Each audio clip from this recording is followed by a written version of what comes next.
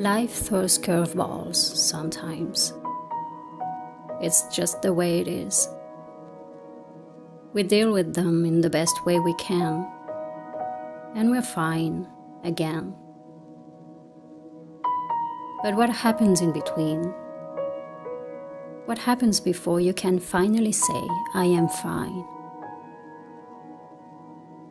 Anxiety, stress, sadness, whatever you want to call it, it's there, and sometimes dealing with it is too much.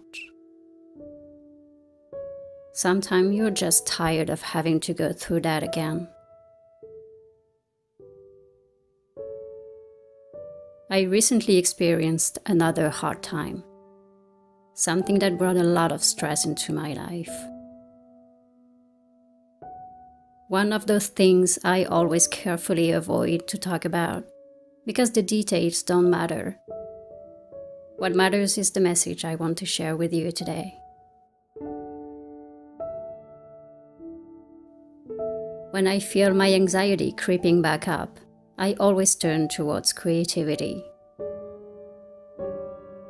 Welcoming autumn with simple natural decor projects, or cooking hearty meals or trying new recipes. Those are some of the things that help take my mind off of things. At least for a few minutes or a couple of hours, you can forget. Life goes on seemingly undisturbed.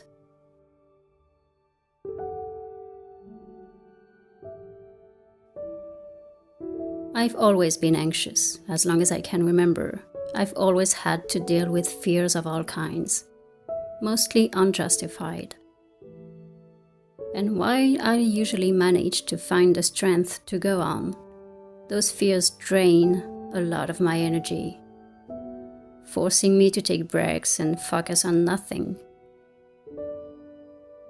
An empty mind is all I want in those days. But I tend to think too much and give too much importance to my thoughts.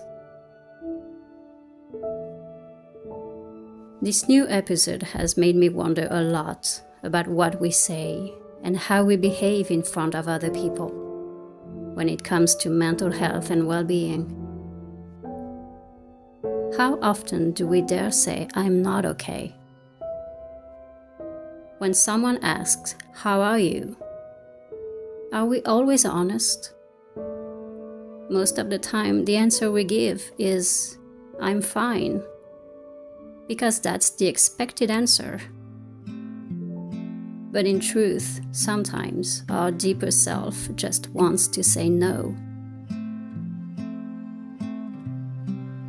And wouldn't it be better to just say the truth? Wouldn't we feel better?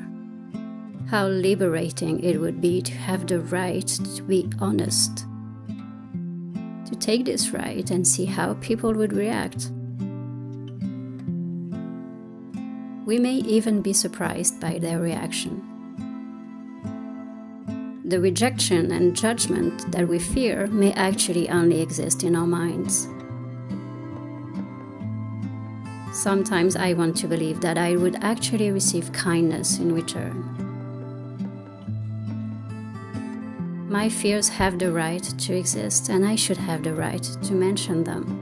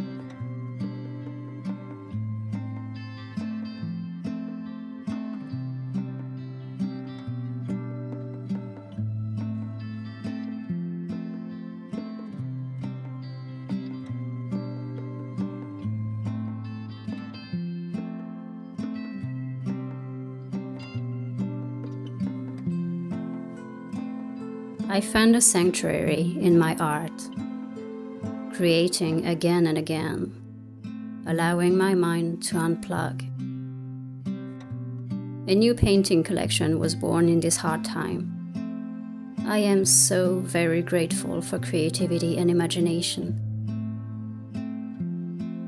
The same imagination that sometimes makes me imagine the worst can also be incredibly freeing and comforting.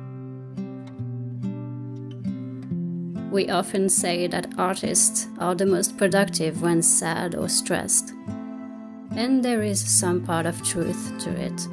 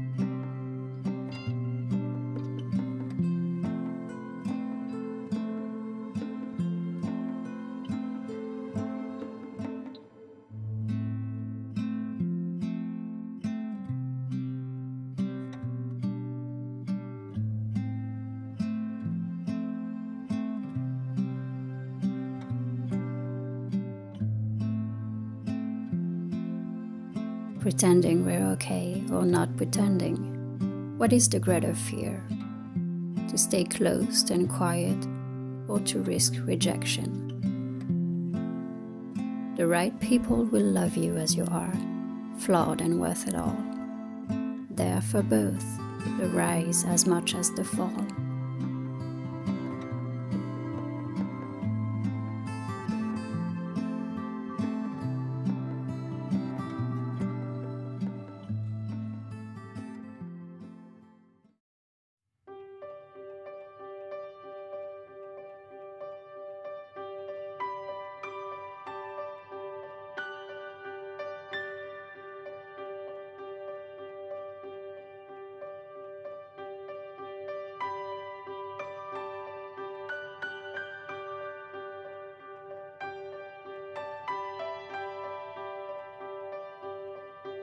Will I always be an anxious person?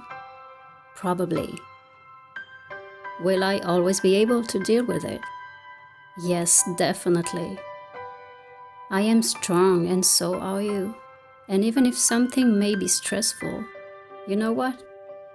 Things may also turn out fine.